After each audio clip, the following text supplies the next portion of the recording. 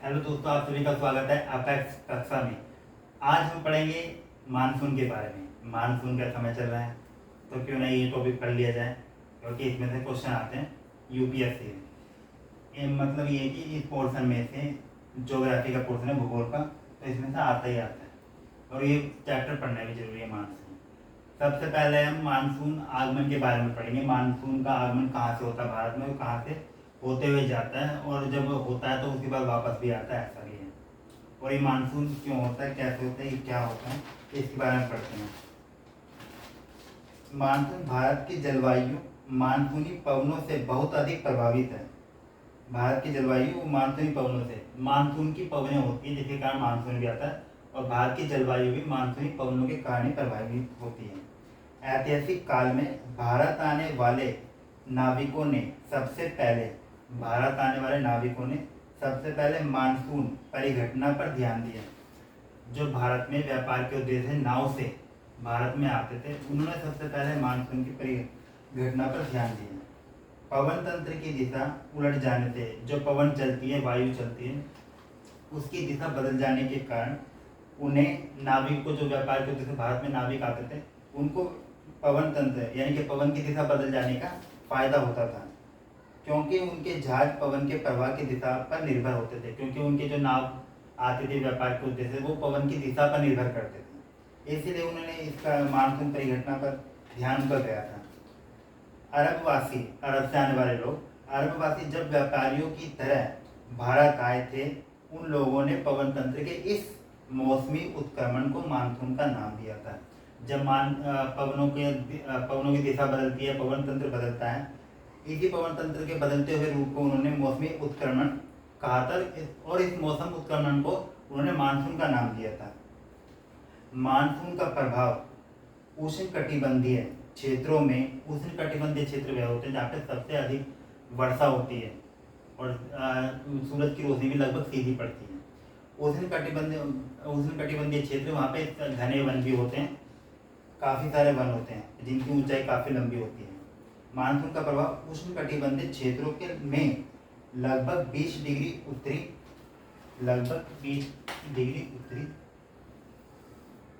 ये विषुवत रेखा होती है। वो बोल रहा 10 डिग्री उत्तरी, ये उत्तरी है नॉर्थ, और ये साउथ, ये दक्षिण है, और ये उत्तर है। तो उष्णकटिबंधीय क्षेत्रों में लगभग 20 डिग्री उत्तर और 20 डिग्री दक्षिण के बीच, इस वाले एरिया में उष्णकटिबंधीय क्षेत्र ज़्यादा पाए जाते हैं। इसलिए मैंने ये बना दिया, जिससे 10 डिग्री ऊपर का, जरूरी नहीं इतना ही हो, इससे थोड़ा कम भी हो सकता है। मैंने बनाने के मतलब समझाने के लिए लिखा है 10 डिग्री उत्तरी और 10 डिग्री साउथ के बीच रहता है। मानसून का प्रभाव इस वाले क्षेत्र में अधिकतर होता है। 10 डिग्री उत्तरी, 20 डिग्री उत्तरी या 20 डिग्री दक्षिण के बीच में रहता है। मानसून की प्रक्रिया को समझने के लिए कई तथ्य महत्वपूर्ण हैं, जिनमें से हम कुछ पे अभी बात करेंगे। जैसे मैं बोल रहा हूँ, हिंद महासागर में मेडागास्कर के पूर्व लगभग 20 डिग्री दक्षिण अक्षांश, मेडागास्कर ये दक्षिण अफ्रीका कॉन्टिनेंट का मैप है, और यहाँ पे मेडागास्कर एक द्वीप है, इसकी बात हो रही है। मेडागास्कर के पूर्व लगभग 20 डिग्री दक्षिण अक्षांश के ऊपर उच्च दाब वाला क्षेत्र होता है। उच्च दाब होने का भी कारण होता है, जो पवन समुद्र से होते हैं, उच्च दाब के कारण जो स्थल की तरफ चलते हैं, उनसे वर्षा होती है। तो इसमें मेडागास्कर के पूर्व लगभग 20 डिग्री दक्षिण अक्षांश के ऊपर उच्च दाब वाला क्षेत्र होता है। इस उच्च दाब वाले क्षेत्र की स्थिति एवं तीव्रता भारतीय मानसून को प्रभावित करती है। यानी कि जो उच्च दाब वाले क्षेत्र की स्थिति एवं तीव्रता भारतीय मानसून को प्रभावित करती है। देख लीजिए, दूर से भी ये पवनें भारतीय मानसून को प्रभावित करती हैं। उच्च दाब भारतीय मानसून को प्रभावित करता है। ग्रीष्म ऋतु में हिमालय के उत्तर पश्चिमी, ग्रीष्म ऋतु में हिमालय इस वाले एरिया में आता है, ग्रीष्म ऋतु में, जिसे हम समर सेशन बोलते हैं, ग्रीष्म ऋतु में हिमालय के उत्तर पश्चिमी, हिमालय इसमें तो उत्तर पश्चिमी ये वाला एरिया होगा, है ना। उत्तर पश्चिमी जेट धाराएं, उत्तर पश्चिमी वाला ये रही, यहाँ पे जेट धाराएं। जेट धाराएं यानी कि वायु होती है वो भी एक प्रकार की जेट धाराएं तथा भारतीय प्रायद्वीप के, भारतीय प्रायद्वीप ये वाला एरिया है, भारतीय प्रायद्वीप के ऊपर उष्णकटिबंधीय पूर्वी जेट धाराओं का प्रभाव होता है। एक तो इस वाली धारा का प्रभाव हो गया, एक इस पूर्वी वाली जेट धारा का प्रभाव हो गया, ये प्रायद्वीप पर जेट धारा का प्रभाव होता है मानसून के समय में, जिसके कारण भारत में मानसून आता है। और दक्षिणी महासागरों के ऊपर, दक्षिणी महासागर यहाँ सबसे नीचे है। जहाँ वर्ल्ड का विश्व का मैप देखेंगे तो 5 महासागर हैं, 5 महासागर में देखिए सबसे नीचे जो मिलेगा वो सॉरी अंटार्कटिका ना, उसके वो ठीक ऊपर है दक्षिण महासागर। तो उसी की बात हुई, दक्षिणी महासागर के ऊपर दाब की अवस्थाओं में परिवर्तन भी मानसून को प्रभावित करता है। यानी कि आप समझ में आ गया, जब दाब में परिवर्तन होगा, वायु दाब में, जब ये समझ लो धाराओं में परिवर्तन हो तो मानसून पर प्रभाव पड़ेगा। तो वैसे दक्षिणी महासागर के ऊपर दाब की अवस्थाओं में परिवर्तन भी मानसून को प्रभावित करता है। तो मैंने धीरे धीरे आपको बता दिया है, ठीक है। अब ये भारत का नक्शा है कि भारत में मानसून कहाँ से आता है। भारत में मानसून दक्षिण की तरफ से आता है, सबसे पहले प्रायद्वीप में आता है, और भारतीय प्रायद्वीप में भी दक्षिण की तरफ से सबसे पहले केरल में आता है।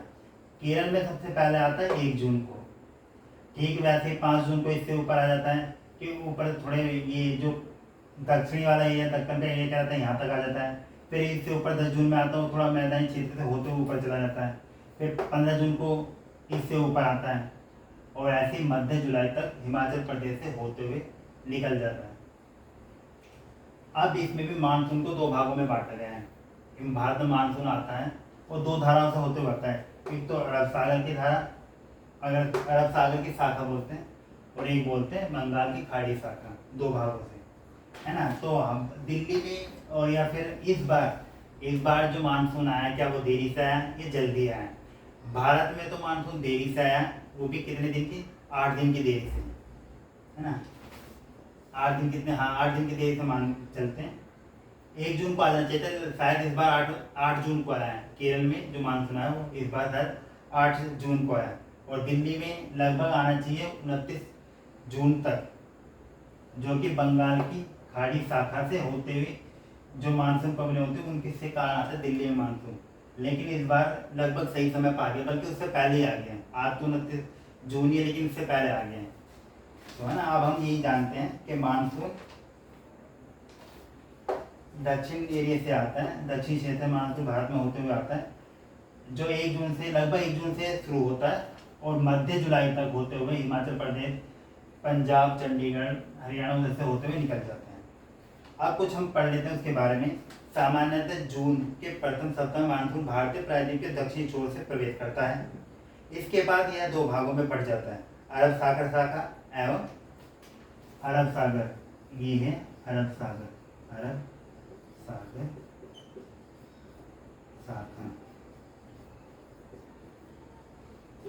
एवं बंगाल की खाड़ी शाखा, और ये वाला पोर्शन बंगाल की खाड़ी कहलाता है, बंगाल की खाड़ी शाखा, बंगाल की खाड़ी शाखा। अरब सागर शाखा लगभग 10 दिन बाद 10 जून के आसपास मुंबई पहुंचती है। देखो ये 10 जून है, ये 10 जून के आसपास मुंबई पहुंचती है ना। यह तीव्र प्रगति है, ये तीव्र गति से मतलब फैलता है, मतलब तीव्र गति से आगे बढ़ता है। अरब सागर शाखा वाला मानसून तीव्र गति से आगे बढ़ता है।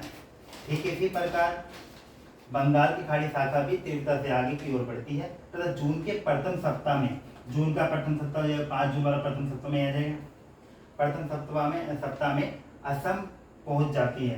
प्रथम सप्ताह में असम पहुंच जाती है, ये वाला असम से होते हुए जाएगा, ये वाला एरिया ना असम से होते हुए असम पहुंच जाती है। ऊंचे पर्वतों के कारण मानसून पवनें पश्चिम में गंगा के मैदान की ओर मुड़ जाती है।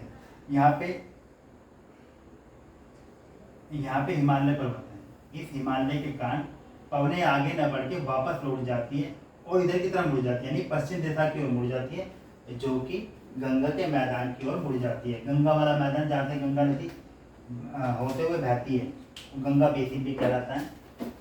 और गंगा वाला एरिया बोल रहे हैं, गंगा वाला, गंगा यहाँ से निकलती है तो इधर से मुड़ के इधर आ जाएगी, तो एक गंगा वाले क्षेत्र में मिल जाएगी, है ना। तो मानसूनी पवन पश्चिम में गंगा के मैदान की ओर मुड़ जाती है। पश्चिम ये वाली जो दिशा है वो पश्चिम कराएगी, यहाँ वाली, तो ये पश्चिम में गंगा नदी के क्षेत्र में मिल जाती है, मैदान की ओर मुड़ जाती है, मिल जाती है। अरब सागर शाखा, जो कि अरब सागर शाखा इधर से होते हुए जो जा रही है शाखा मानसून की, उसकी बात हो रही है। अरब सागर शाखा, बंगाल की खाड़ी शाखा, दोनों गंगा के मैदान के उत्तर पश्चिमी वाला एरिया ये वाला है, ये वाला उत्तर पश्चिमी, दोनों गंगा के मैदान के, अरब सागर शाखा, बंगाल की खाड़ी शाखा, दोनों गंगा के, दोनों शाखा की बात हो रही है, अरब सागर शाखा, बंगाल की खाड़ी शाखा, दोनों गंगा के मैदान के उत्तर पश्चिमी भाग में, गंगा का मैदान ये हो गया, तो इसे मैं इधर के सारा इस दिशा के लिए कह रहा था, जब गंगा ये हो गई तो उत्तर ये पश्चिमी, ये वाला एरिया, ये वाला नदी की ये वाला एरिया उत्तर पश्चिमी एरिया हो गया, उत्तर पश्चिमी भाग में आपस में मिल जाती है, दोनों शाखा मिल जाती है, उत्तर पश्चिमी क्षेत्र, गंगा नदी के उत्तर पश्चिमी क्षेत्र में जाके आपस में मिल जाती है। और दिल्ली में सामान्यतः मानसून वर्षा बंगाल की खाड़ी शाखा से जून के अंतिम सप्ताह में होती है। जून का अंतिम सप्ताह जो कि मान लेते हैं 21 जून से लेकर 30 जून तक अंतिम सप्ताह हो गया जून का। और ये वाली जो शाखा बंगाल की खाड़ी शाखा से ये जो जा रही है, ये है ना यहाँ से यूं करके, ये वाली शाखा दिल्ली में मानसून वर्षा करती है, जो जैसे यूं पे जाएगी, है ना। अंतिम सप्ताह में लगभग, अंतिम सप्ताह में, जून के अंतिम सप्ताह में लगभग 29 जून तक होती है। जुलाई के प्रथम सप्ताह तक मानसून पश्चिमी उत्तर प्रदेश, जुलाई के प्रथम सप्ताह जुलाई है, जुलाई के प्रथम सप्ताह तक मानसून पश्चिमी उत्तर प्रदेश, ये वाला पश्चिम उत्तर प्रदेश, हरियाणा तथा पूर्वी राजस्थान में पहुंच जाता है।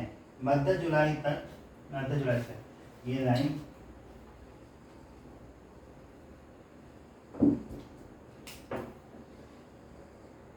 ये वाली थोड़ी ऐसे इसमें कवर अप हो जाएगा। पश्चिम उत्तर प्रदेश, पंजाब, हरियाणा तथा पूर्वी राजस्थान में पहुंच जाती है, पूर्वी राजस्थान ये वाला एरिया होते हुए पहुंच जाता है। मध्य जुलाई तक मानसून हिमाचल प्रदेश और देश के शेष हिस्सों में पहुंच जाता है। मध्य जुलाई तक मानसून लगभग भारत के सभी राज्यों से होते हुए निकल जाता है, भारत की से होते हुए, है ना। ये तो ये हमने मैप बनाया जिसके माध्यम से आपको समझ में आ गई है। 1 जून को सबसे पहले केरल से होते हुए आगे बढ़ता है, और इसमें यहाँ जो नक्शे में दिया है 5, 10, फिर ऐसी कितने 25 दिन, और फिर दोबारा से 10 जून 5 जून, सॉरी यहाँ पे पहले 4 दिन का, 1 के बाद 5 जून, फिर 10 जून, 10 जून के बाद 15 जून 5, और फिर सीधा 15 दिन के बाद 1 जुलाई और 15 जुलाई का दे दिया उन्होंने। तो ऐसे 5 और 10, 15 का उन्होंने स्पेस दिया होगा जो मैप में दिया है। 1 जून, 5 जून, 10 जून, 15 जून, 1 जुलाई, 15 जुलाई का हमको स्पेस दे के गैप दे के समझाया गया, बताया गया, जैसे इसी प्रकार मैंने आपको बताया ना। तो ये दो हमारे जो भारत में प्रायद्वीप से दक्षिण क्षेत्र से जब मानसून आता है, 2 शाखा से होते होता है, अरब सागर की शाखा और बंगाल की खाड़ी शाखा से। जैसे हमारे देश में भारत से मानसून आता है, जिसे भारत आगमन कहते हैं, भारत में मानसून आगमन बोलते हैं, वैसे ही मानसून का अंत भी होता है, या जिसे लौटता हुआ मानसून कहते हैं, या मानसून का अंत जिसको बोलते हैं, या मानसून की वापसी बोलते हैं, या लौटता मानसून बोलते हैं। अब वही हम देख लेते हैं, लौटता मानसून।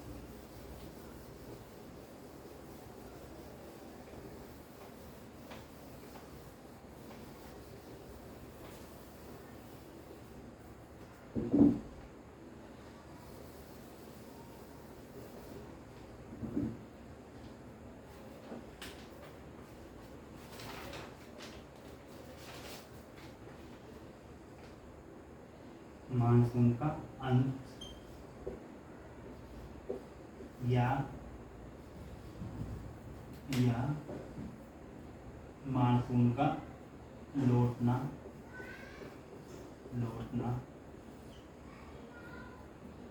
या कहेंगे मानसून की वापसी,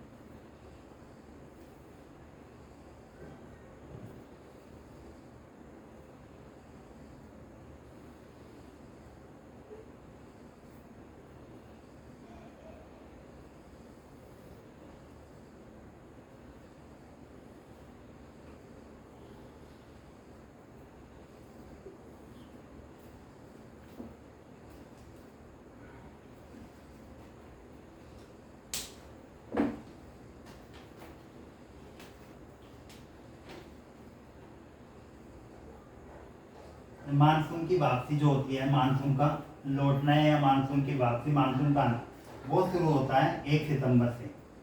1 सितंबर से, 1 सितंबर ये है, ये 15 सितंबर है, 15 सितंबर, 1 अक्टूबर, 1 अक्टूबर, 15 अक्टूबर, 1 नवंबर,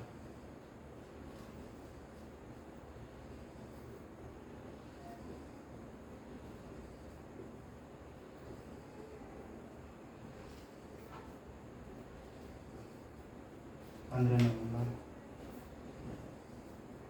15 नवंबर, और ये है 1 दिसंबर,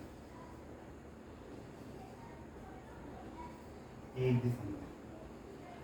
तो देखिए अब यहाँ पे मानसून की वापसी जो होती है,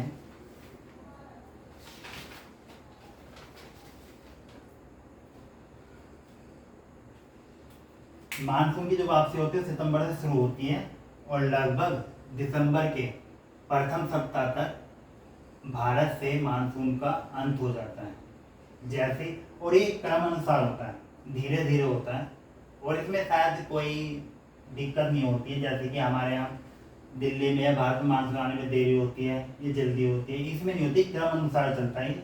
और मानसून की वापसी भारत से एक क्रम अनुसार की प्रक्रिया है, मतलब क्रम के अनुसार होने वाली प्रक्रिया है, जो कि अपने धीरे धीरे क्रम के अनुसार होते हुए भारत से चली जाती है, जो सितंबर के प्रथम सप्ताह से शुरू होती है और सितंबर के प्रथम सप्ताह तक समाप्त हो जाती है। तो ये आज हमारा आज का टॉपिक था मानसून पर। मुझे उम्मीद है कि आपको समझ में आया जो मैंने पढ़ाया। तो मेरी अगर वीडियो आपको अच्छी लगी हो, प्लीज़ लाइक करें, शेयर करें, और मेरे चैनल के मेरे यूट्यूब चैनल को आप एक्स कर सको, प्लीज़ सब्सक्राइब करें। Thank you.